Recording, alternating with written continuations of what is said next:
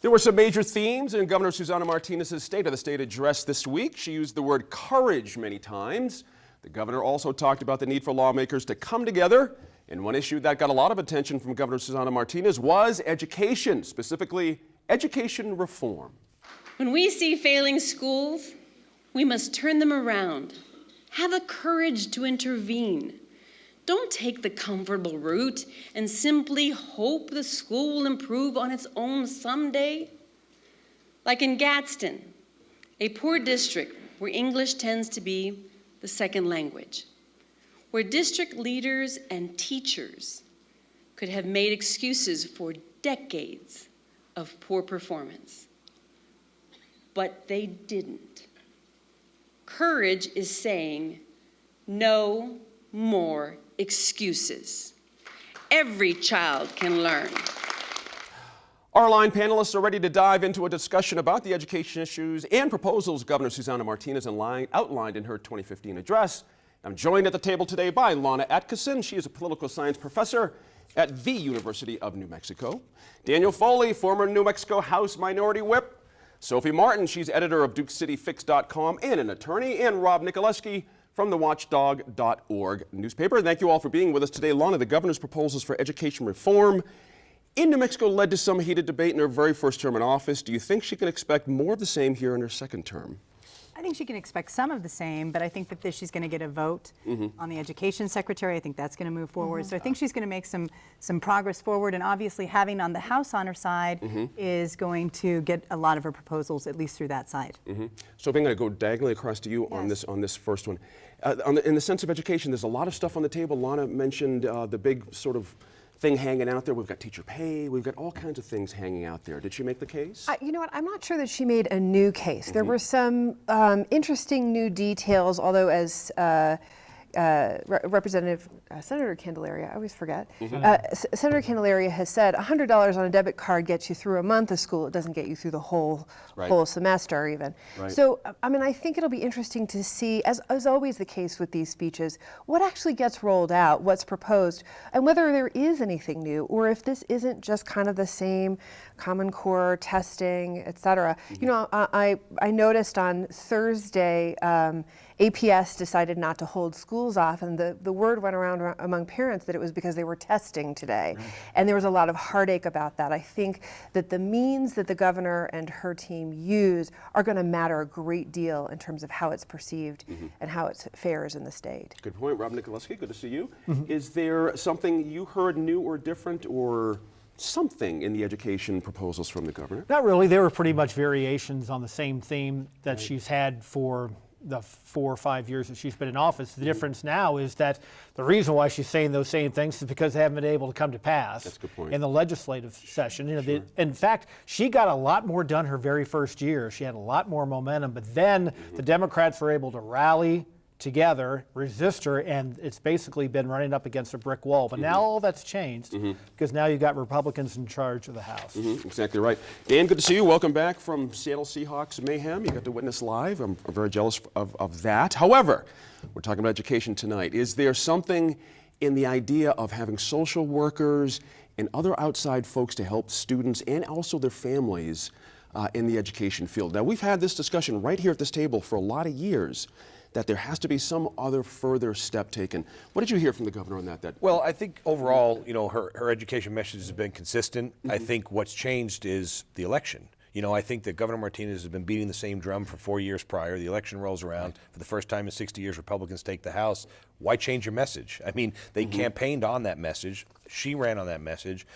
People running for the House ran on that message. So I think she feels more invigorated. I think she also feels like now there's going to be 3 or 4 Democrats. I think there's a real reason why it was southern New Mexico schools that were brought in, Gadsden areas, places with senators that are in swing areas. Their local constituents are stepping forward and saying we're succeeding. So I think it's really empowered her to move forward on her agenda. I think with the social workers, I just think it shows that she's really looking outside the box and saying there's more to this education problem than just the reading, writing, and arithmetic. We got to find a way to fix the holistic family approach, and she's embracing that. Interesting. Governor Susana Martinez also outlined some proposals for getting help for teachers who are struggling, and that's part of the efforts to reform schools and change how the performance of teachers is measured.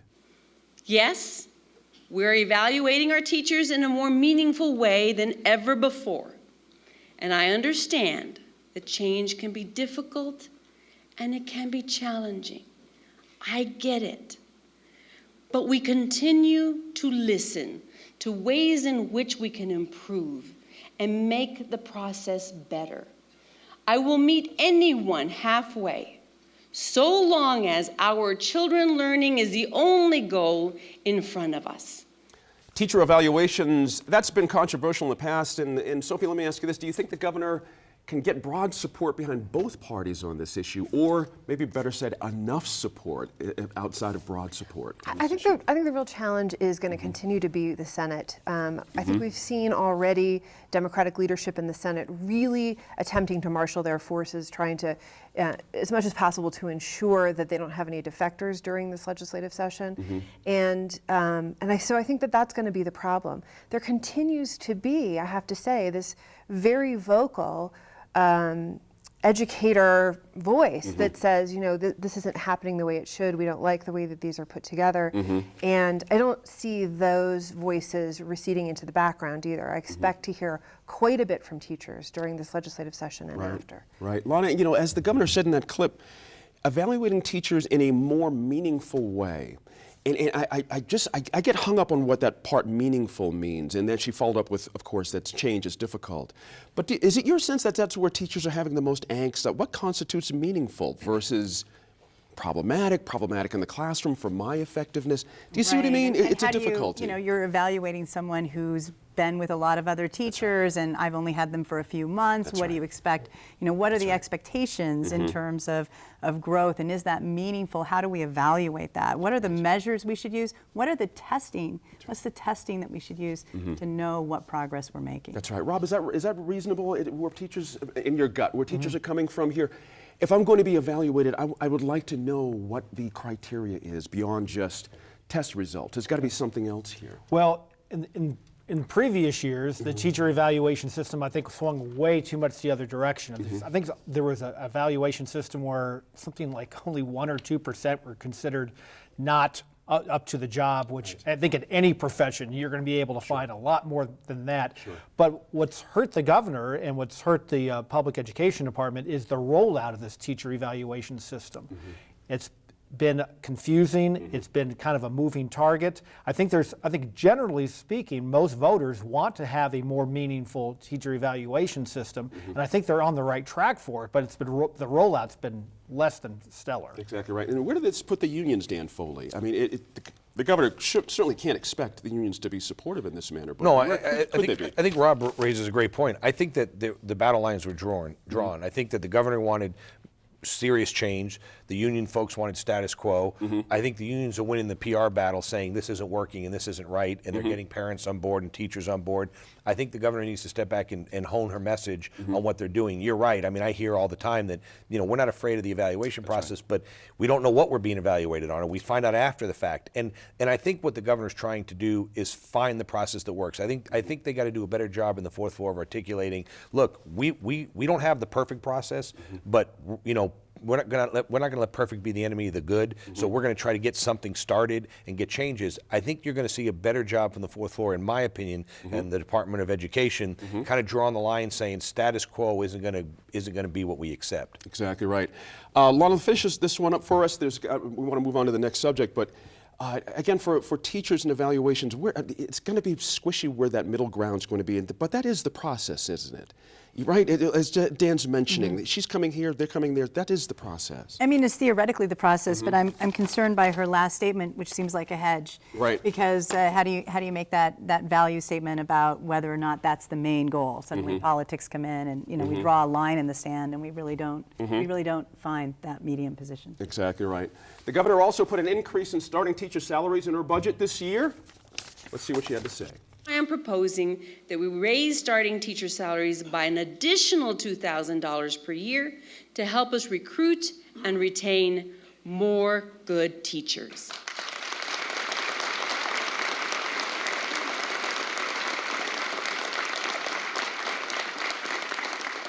And to help teachers who are having to pay for classroom materials out of pocket, we should provide every New Mexico teacher with a preloaded $100 debit card for the purchase of classroom supplies, so they don't take it out of their own pockets.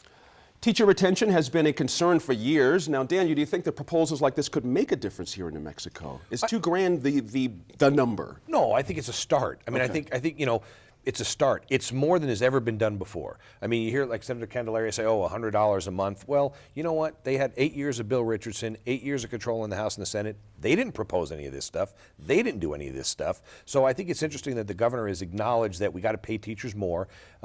She's acknowledged that from day one with the merit pay. She said, I want to pay the good teachers more money. So I don't think it's the end all be all. I think it's a starting point. And I think it's a time to figure out what does work, what doesn't work. They got other programs out there with loan funds and things like that. Some of these things are working, some of them aren't. I think the governor's focused on getting the things that work to the forefront so that it can make a difference immediately. And again, Lorna, does this fall under the idea, Dan mentioned it earlier in another segment here, that we're experimenting here? We're trying to find the right way. Does that feel the way to you? Or is it, because I sort of heard it like this is the number. This should be the magic bullet number that's going to turn the key here. No disrespect to Dan. How did you hear that proposal? Yeah, I mean, I think that it was something for now, to make something happen now. So is it long term? We might need more, absolutely. Right. But this is what we want to do now to attract teachers. Sure. I mean, debt relief has got to be appealing when you think about debt in this world. Yeah, Democratic Senator Michael Padilla called it a gimmick, but I mean, $2,000 is $2,000, and in New Mexico is very, very low for average starting salaries for starting teachers. So $2,000 is nothing to sneeze at, and $100 on a debit card. At least it's an acknowledgement that a lot of teachers do pull money out of their own wallet to keep things going in their classes. But Sophie, I was married to a school teacher. We all know lots of school What is teachers. it, $30 per week after taxes, $20 per week after taxes? It's really a fig leaf. And I actually think the $100 is more significant than the $2,000 because as teachers are looking at their careers, I don't think the $2,000 is going to make a big difference. Now, debt relief, I think, is really interesting. The student loan relief for teachers who have those student loans. I will point out that there are federal relief programs you do still have to pay, but it's a smaller amount. And so it may not cost the state as much as it might seem. But after 10 years, teachers, like many other professionals now under a plan under this president, can have their debt wiped out. And so, I think it needs to be viewed in that prism as well. Is it not risking something, however? I have to think the unions and some teachers on some end of the spectrum would find it almost insulting to be given a debit card for $100 and say, just spend your own time, which we're not going to account for, give you any money for. That was actually my first thought. Why is the solution not that the schools get the money and they provide the supplies? Why are the teachers going out and buying it? I realize that that's what they're doing now and that that's what they've done for some time out of necessity. But I think a real solution is to have an appropriate, adequate budget for our schools, including an appropriate and adequate budget for payroll, for everything else. But those supplies, I mean, that's been long-term heartburn.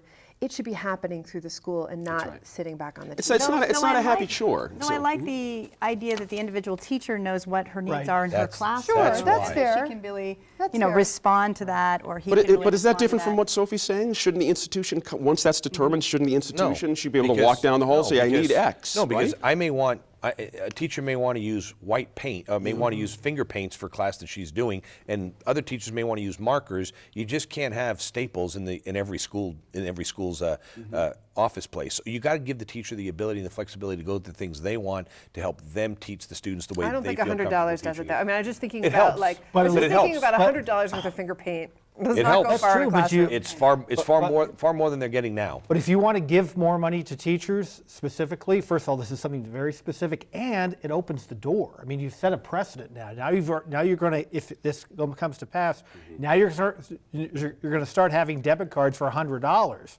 And even from some fiscal conservatives might say, wait a minute. Next thing you know, it's going to be we're adding. I wouldn't say entitlement, but we're opening the door now and in 10 years, maybe it's $500. So, wait till it turns out to pass. Maybe one of those debit cards are used for something other than finger paint. then we get other issues. It just seems to me this is fraught with a whole lot of stuff. Now, there's more to talk about in Governor Martinez's State of the State address. So up next, we'll get an update on a few issues lawmakers were talking about this week in Santa Fe.